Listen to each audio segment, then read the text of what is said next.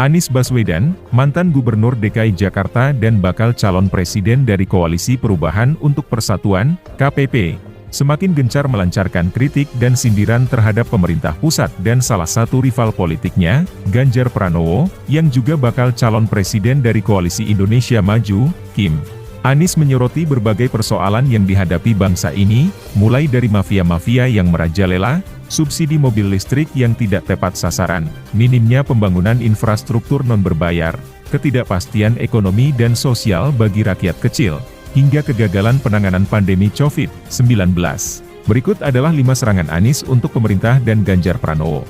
1. Mafia-mafia yang merajalela. Anies mengatakan bahwa banyak sekali mafia yang merajalela di Indonesia, yang kerugiannya dihadapi masyarakat. Mulai dari mafia tanah, parkir, kesehatan, perumahan, pemilu, bansos, hingga proyek strategis pemerintah. 2. Subsidi mobil listrik yang tidak tepat sasaran. Anies mengkritik kebijakan pemerintah soal pemberian subsidi kendaraan listrik. Pasalnya, subsidi kendaraan listrik bukan solusi masalah lingkungan hidup.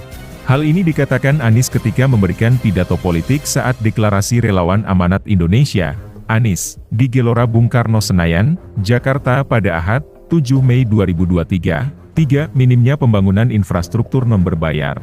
Anies menyoroti minimnya pembangunan infrastruktur non-berbayar di Indonesia. Ia mengatakan bahwa pemerintah lebih fokus pada proyek-proyek berbayar seperti tol daripada jalan-jalan biasa yang bisa dinikmati oleh masyarakat luas. Anies juga menyinggung Ganjar Pranowo yang disebutnya sebagai gubernur tol karena banyak membangun jalan tol di Jawa Tengah. 4. Ketidakpastian ekonomi dan sosial bagi rakyat kecil. Anies berbagi keluh kesah para rakyat kecil yang ia temui selama melakukan tirakat atau perjalanan spiritual ke berbagai daerah. Ia mendengarkan cerita-cerita mereka tanpa membawa kamera atau naratif untuk acara semacam itu.